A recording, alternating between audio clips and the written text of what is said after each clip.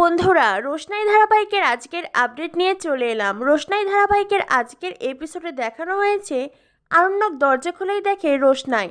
আরণ্যক বলে, রোশনাই তুমি? রোশনাই বলে, স্যারজি আপনাকে কিছু কথা বলার ছিল। আরণ্যক বলে, ঘরে এসো। রোশনাই আরণ্যকের ঘরে আসে। রোশনাই বলে, স্যারজি আসলে আপনার সাথে আমার একটা প্রয়োজন ছিল, তার জন্যই এই সময়। আরণ্যক বলে, রোশনাই কি বলতে এসেছো সেটা বলো না, এত কিন্তু কিন্তু কেন করছো? রোশনাই বলে, স্যারজি আপনার বিয়েতে তো আমি থাকবো না, তাই আমি আপনার আর গরিমা দিদির জন্য উপহার কিনেছি। হ্যাঁ, গরিমা দিদিরটা গরিমা দিদিকে দিয়েছি, কিন্তু আপনারটা আপনাকে দেওয়া হয়নি, আর সেটা দিতেই এসেছি। আরণ্যক রোশনাইকে বলে, কোনো দামি উপহার কেননি তো?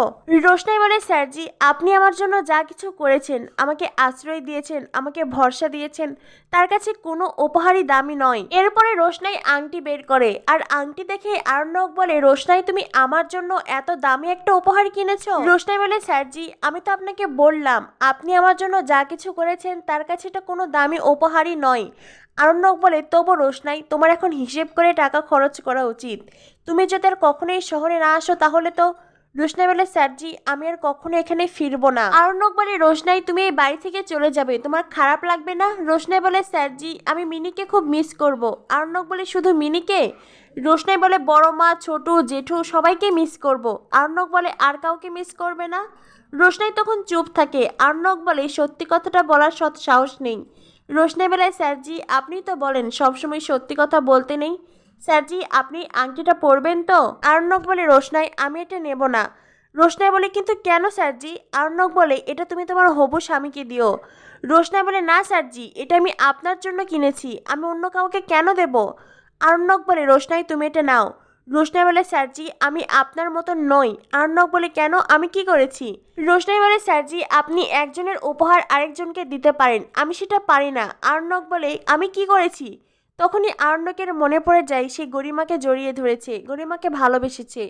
আসলে এই ভালোবাসা, এই আদরটুকু তো রোশনাইয়ের প্রাপ্য ছিল।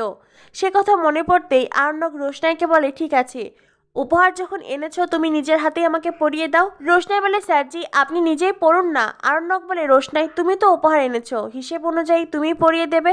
রোশনাই বলে, স্যারজি আমি তো আপনার আঙ্গুলের সাইজ জানতাম না, আর আমি আংটিটা এমনিতে এনেছি, আমি জানি না কোন আঙ্গুলে ঠিকঠাক হবে।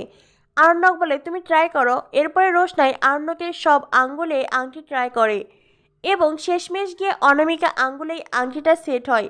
আর আরণ্যক রোশনাইকে বলে, রোশনাই আমি কখনোই আংটি নিজের আঙুল থেকে খুলবো না। রোশনাই বলে, স্যারজি দুই একবার পড়লেই হবে। আরণ্যক বলে, রোশনাই আমি এটা কখনো খুলবো না। রোশনাই বলে, স্যারজি তবে তো এটা আমার সৌভাগ্য। আরণ্যক বলে, আমি তোমার সৌভাগ্যের কথা বলিনি রোশনাই, আমি আমার মনের কথা বলেছি। আরণ্যক ভেউ ভেউ করে কাঁদতে কাঁদতে এই কথাগুলো বলে। রোশনাই বলে, স্যারজি আমি গরিমা দিদি আর আপনার জন্য একই ডিজাইনের আংটি এনেছি। আরণ্যক বলে, রোশনাই তুমি আমার কথা বলছো, আমার কথাই বলো না, অন্য কারো কথা কেন বলছো? রোশনাই বলে, স্যারজি যা সত্যি কথা আমি সেটা বললাম, আমি যেটা করেছি সেটা বলেছি।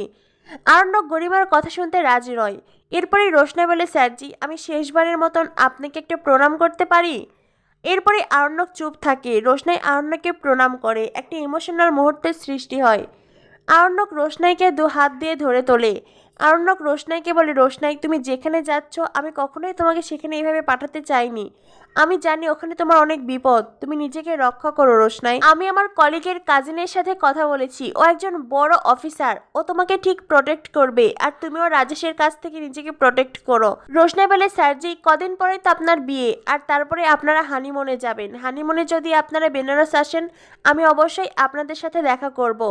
তখনই আরণ্যক রোশনাইয়ের কাছ থেকে খানিকটা দূরে এসে দেয়ালে জোরে ঘুষি মারতে থাকে।